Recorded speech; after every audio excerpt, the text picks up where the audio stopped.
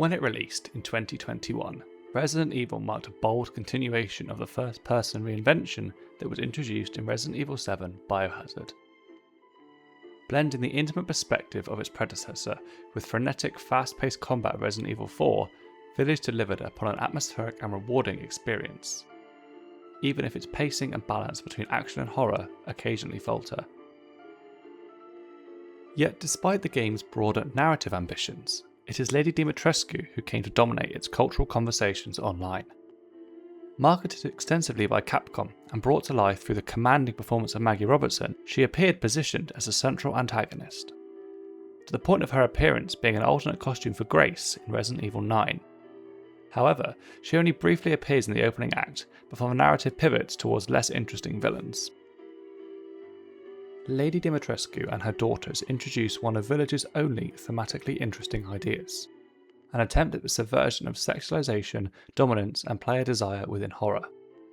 While the foundations of a complex psychosexual commentary are present, Capcom has underutilized these characters, missing an opportunity to explore themes of power, attraction, and bodily autonomy with any form of substance. What makes Lady Dimitrescu particularly compelling is the deliberate tension between conventional attractiveness and destabilizing power. She is designed with exaggerated femininity, a cinched waist, pronounced curves, and an elegance that frames her as both refined but predatory, designed entirely to make the player question their attraction to her. Level design reinforces her dominance. She must crouch through doorways while pursuing Ethan, visually emphasizing her exaggerated assets and physical superiority. However, her design simultaneously unsettles traditional hierarchies surrounding the perception of women. Cultural norms frequently associate masculinity with physical stature and authority. By rendering Lady Dimitrescu towering to an almost supernatural degree, Village subverts this expectation. The player occupies a body overpowered by a woman who commands every room she enters.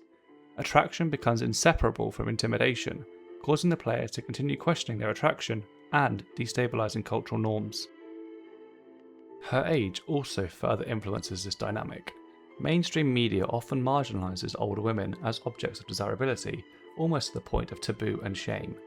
Yet Lady Dimitrescu is coded as sexually confident and visually commanding.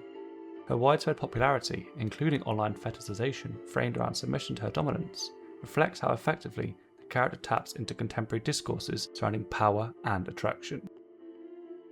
Yet the horror and interesting design lies in the asymmetry of that desire. While players may be invited to find her alluring, she expresses no reciprocal interest. Ethan is reduced to man-flesh, valued solely for sustenance. In this inversion, the player becomes the object. Framing Lady Dimitrescu as a vampiric bioweapon intensifies this interplay between eroticism and horror. Vampires have long functioned as metaphors for seduction, transgression, and bodily intimacy. The act of blood drinking, primarily to the neck, puncturing of skin, and the exchange of bodily fluids carries a symbolism shaped by gothic horror. Village draws upon this cultural shorthand yet again, but attempts to disrupt it. Lady Dimitrescu does not feed in a moment staged essential intimacy that provides titillation for the player. Instead, she slices Ethan's hand and drinks with cold detachment. Any eroticism resides not in her intention, but in the player's projection. Her daughters further amplify this tension through dialogue laced with innuendo that blurs the line between seduction and threat. Their language operates simultaneously as flirtation and predation. In doing so, the Dimitrescu family manipulates the player's interpretive instincts.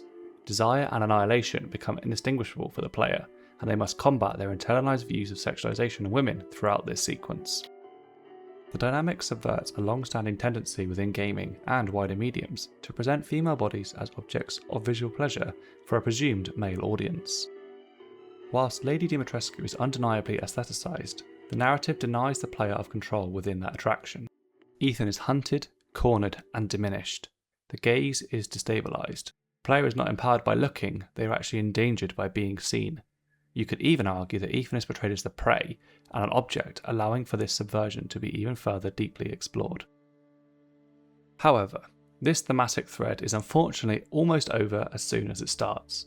Once Castle Dimitrescu concludes, the narrative abandons these psychosexual tensions in favour of more conventional action horror sequences. What initially appears to be a sustained exploration of dominance, desire, and objectification ultimately functions as an isolated aesthetic flourish, likely due to audience expectations. The broader narrative of Village revolves around distorted parenthood, bodily transformation, and control, themes that intersect naturally with questions of autonomy and power, yet the Dimitrescu family are confined to the opening act. Expanding their presence could have allowed for a deeper investigation of gendered authority and psychological manipulation.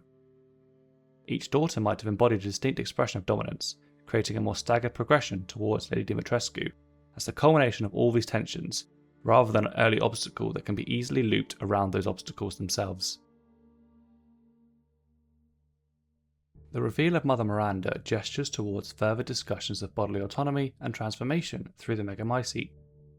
Yet these ideas are framed primarily through science fiction spectacle designed to provide a plot twist rather than sustained psychological inquiries.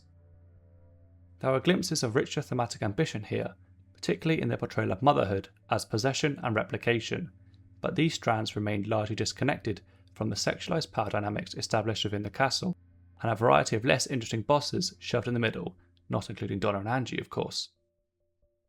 Interestingly, Haunting Ground, also developed by Capcom, engaged with more overtly asymmetrical power and psychosexual vulnerability, albeit with the gender roles reversed. That earlier title demonstrates the studio's capacity to sustain discomfort through pursuit and exploitation. Village tries to tread towards similar territory, but ultimately retreats into safer genre conventions and a more palatable experience for their core audience. Resident Evil has historically prioritised bioorganic threat and spectacle, leading to escalating action over sustained social commentary, yet Village demonstrates that the franchise is capable of more. Lady Dimitrescu and her daughters represent a rare convergence of horror, sexuality, and most importantly, the player's psychology.